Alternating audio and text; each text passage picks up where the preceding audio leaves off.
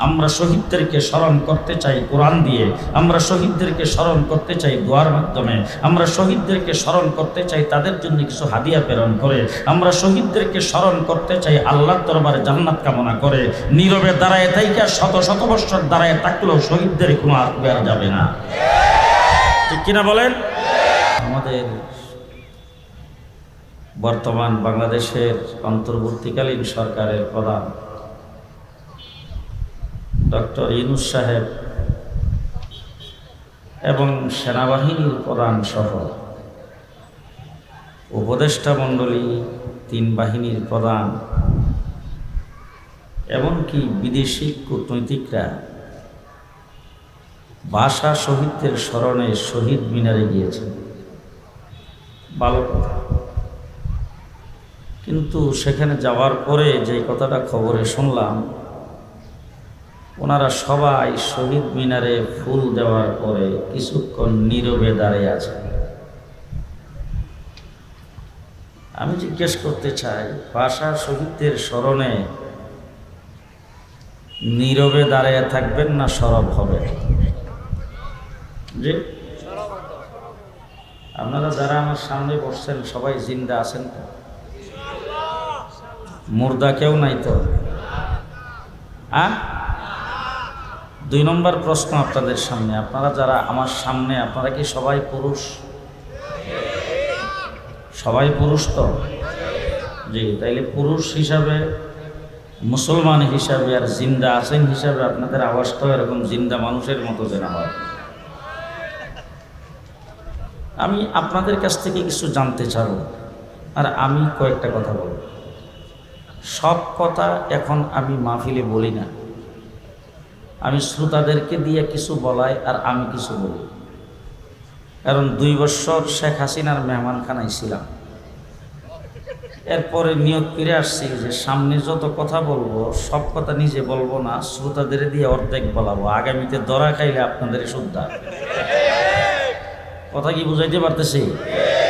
হ্যাঁ, এখন আপনারা বলুন তো, একটা কবরের কিনারে যদি কয়েক বছর নীরবে দাঁড়ায় থাকে, কবরের আযাব কয়দিনের জন্য মাফ? কথা আসতে কম।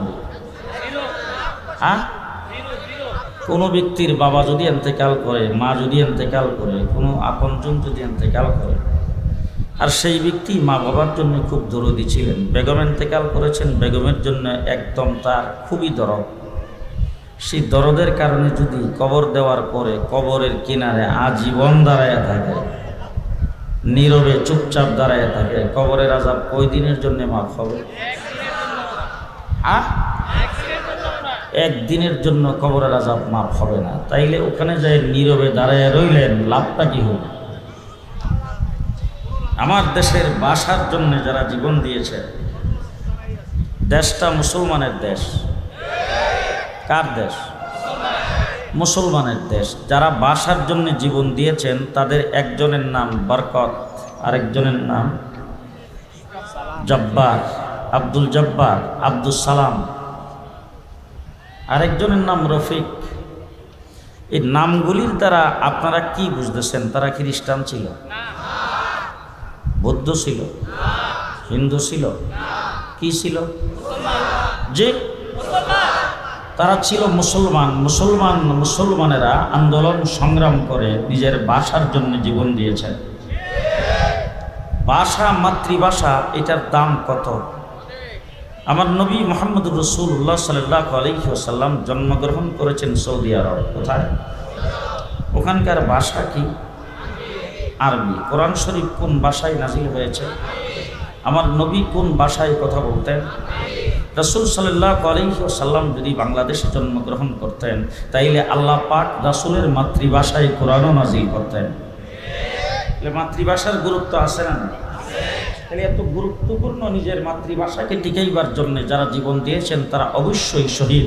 আমরা শহীদদেরকে স্মরণ করতে চাই কোরআন দিয়ে, আমরা শহীদদেরকে স্মরণ করতে চাই দোয়ার মাধ্যমে, আমরা শহীদদেরকে স্মরণ করতে চাই তাদের জন্য কিছু হাদিয়া প্রেরণ করে, আমরা শহীদদেরকে স্মরণ করতে চাই আল্লাহর দরবারে জান্নাত কামনা করে।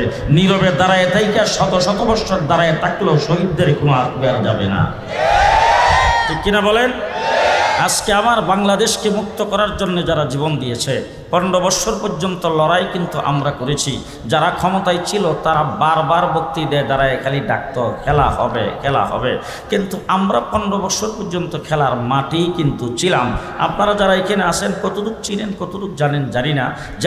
জেলখানায় যাওয়ার আগে যেই ভাষায় কথা বলেছি, জেল থেকে বের হয়েও কিন্তু সেই ভাষায় কথা বলেছি। জেলখানায় যাওয়ার আগে আমাদের আওয়াজ যেরকম ছিল, জেল থেকে বের হয়েও কিন্তু আমাদের আওয়াজের কোনো পরিবর্তন হয় নাই। আমরা খেলার মাঠে 15 বছর পর্যন্ত ছিলাম, কিন্তু তোমরা যারা খেলা হবে বলছো, তোমরা একদিনের জন্য খেলার মাঠে আসো নাই। তোমরা পুলিশ লীগের মাধ্যমে, তাদের অস্ত্রের মাধ্যমে আমাদের সাথে খেলা করেছো। তোমাদের কোনো শক্তি নাই। যদি শক্তি থাকতো তাইলে আজকে তোমরা কোথায়? যে গত পরশুদিন না কোন দিন শুনলাম তারা নাকি হরতাল ডাকছে। আমি সকালবেলা ব্রাহ্মণবাড়িয়া রওনা হয়েছি, যাব মৌলভীবাজার। ব্রাহ্মণবাড়িয়া পর্যন্ত যাইতে আমার সময় লাগছে 7 ঘন্টা হরতালের কারণে। মানে রাস্তা এত খালি যে রাস্তায় গাড়ি টানতে ভয় করছে, এই জন্য আমার 7 ঘন্টা সময় লাগে। আপনারা ঘুমাই গেছেন? জি, রাস্তায় যানজটের কারণে আমি 7 ঘন্টা সময় লাগছে ব্রাহ্মণবাড়িয়া যাইতে। আর আমি কিন্তু তুলার আশি সালাম দেওয়া জানি। তুলার আশির বাড়ি সালাম দিয়ে দেখছি গোটা বাংলাদেশের টেকনাফ থেকে তেঁতুলিয়া পর্যন্ত তোমাদের সাও বাচ্চা কাউকে পাওয়া যায় নাই রাস্তায়। যারা কথা না বলবে হেরাও কাওয়া কাদের দলের লোক। চুপ করে যদি পয়সা থাকে আপনার পাশের লোকটাকে চিনবেন ভালো করে। কথা না বললে কাওয়া কাদের দলের লোক। তুলার আশি দিয়ে তোমাদেরকে কোথাও পাওয়া যায় না। আমরা আগেও মাঠে ছিলাম, এখনো মাঠে আসি। যদি দেখতে চাও তাইলে মাঠে আসো, দেখি কত ধানে কত চাউল। আমার বাংলাদেশে যারা জুলাই আগস্টের আন্দোলন করেছেন, আবু সাইদের কবর জিয়ারত করার জন্য গিয়েছিলাম। তখন আমাকে একটা ছেলে আইসা পেছন দিক থেকে তার মোবাইলটা আমার সামনে এইভাবে ধরলেন। আমি খুব প্রথম বিরক্ত হলাম। বিরক্ত হয়ে তার দিকে তাকায় তাকে একটা ধমক দিলাম। সে বললো যে হুজুর একটু মেহেরবানি করে মোবাইলটা দেখেন। আমি দেখি সেখানে আবু সাইদের ছবি। আমি বললাম যে এটা তো আবু সাইদের ছবি, হুজুর পাশের ছেলেটাকে চিনেন কিনা? আমি বললাম যে না, তাকে তো চিনি না। সে আমাকে বলতেছে হুজুর আমাকে দেখেন। তার দিকে তাকায় দেখি পাশের ছেলেটা সেই। তখন তাকে আমি জড়াইয়া ধরলাম, জড়াইয়া ধরে বললাম আবু সাইদের কবর তো জিয়ারত করতে আসলাম, কিন্তু আবু সাইদ যখন গুলি খেয়েছেন, গুলি লাগার মুহূর্তে তার অবস্থাটা কি ছিল এই ব্যাপারে তুমি একটু স্মৃতিচারণ করবা, তুমি একটু বলবা। তখন সে তার গাল বাইবে পানি ঝরতেছে, আর সে বলতেছে হুজুর সে যখন গুলি খাইয়া নিচে যখন পড়ে গেছেন, মাটিতে পড়ে যখন কাতরাইতেছিল, তখন তার মুখ থেকে বের হইতেছিল আল্লাহু আকবার, আল্লাহু আকবার, আল্লাহু আকবার।